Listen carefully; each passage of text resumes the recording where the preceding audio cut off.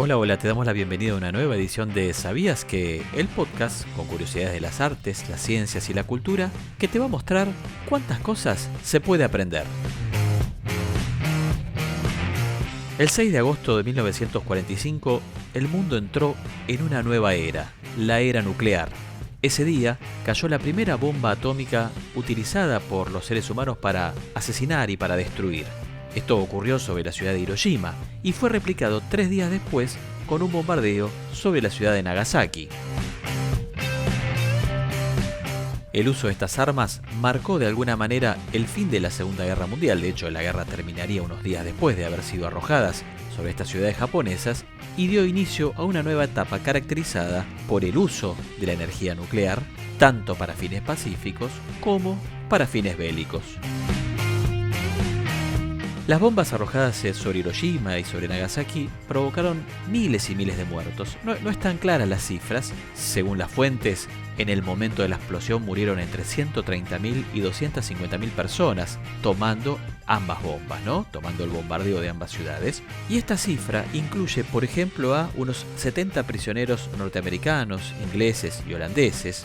Incluye a ciudadanos estadounidenses de origen japonés, que habían tenido que irse de Estados Unidos, incluye a trabajadores y estudiantes chinos, coreanos, malayos que estaban viviendo en estas ciudades y, por supuesto, la inmensa mayoría de las víctimas eran civiles. Las bombas arrojadas sobre Hiroshima y Nagasaki fueron el corolario de lo que se conoció con el nombre de Proyecto Manhattan, es decir, el proyecto científico secreto por el cual Estados Unidos logró desarrollar las armas nucleares. Realmente, a lo largo de la Segunda Guerra Mundial, que recordemos se desarrolló entre 1939 y 1945, hubo una carrera por la obtención de la bomba atómica, y esa carrera la ganaron los estadounidenses. Ahora bien, también los alemanes participaron de esa competencia, de esa carrera por obtener este arma de un poder tan mortífero. Solo que los alemanes estuvieron mucho más atrasados que los norteamericanos y además recordemos que mientras Estados Unidos contó con las bombas para arrojarlas en agosto de 1945, Alemania, a principios de mayo de ese mismo año, firmó la rendición, es decir, fue derrotada por las potencias que luchaban contra ella durante la Segunda Guerra Mundial. Y aquí es interesante detenerse en el proceso que llevaron adelante los alemanes para intentar obtener la bomba y más ampliamente para poder utilizar la energía nuclear. Los alemanes montaron un laboratorio en la ciudad de Haigerloch, esto es al sudoeste de Alemania, y el equipo científico alemán estaba liderado por Werner Heisenberg, un físico muy reconocido a nivel mundial. El laboratorio estaba instalado en una cueva debajo de un castillo y ahí los alemanes, los científicos del equipo alemán, construyeron el reactor nuclear experimental. Claro, llamaban a este trabajo el experimento B8. El tema fue que venían atrasados y además realizaron algunas experimentaciones entre fines de marzo y principios de abril de 1945, cuando ya la guerra estaba prácticamente terminando. De hecho, Hitler se suicidaría el 30 de abril del año 1945 y la guerra finalizaría para Alemania en los primeros días de mayo. Mientras los científicos alemanes experimentaban con el reactor, Alemania, que ya estaba devastada por la guerra, por los bombardeos, se encontraba con los rusos, invadiendo todo el este del país, y los aliados que provenían desde el oeste.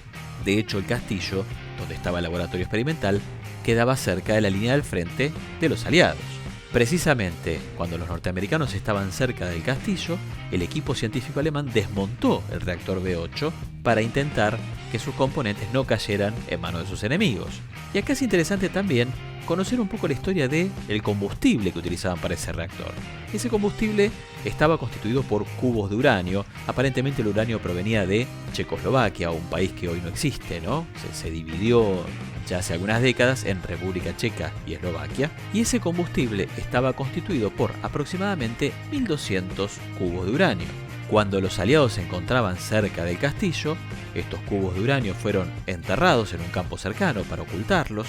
El agua pesada, que es otro componente fundamental para el desarrollo de un reactor nuclear, fue colocada en barriles y la documentación fue escondida en una letrina.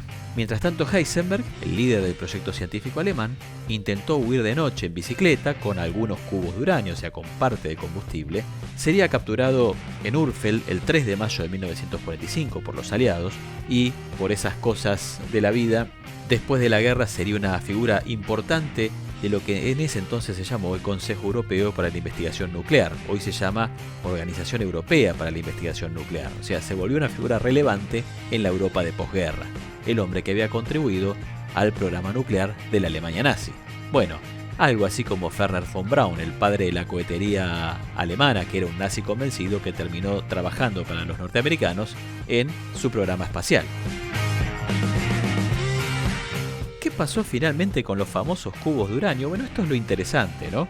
Realmente es un misterio porque se calcula que unos 600 fueron llevados a Estados Unidos y probablemente fueron utilizados para el desarrollo de armas nucleares norteamericanas. Otros habrían caído en manos de coleccionistas privados.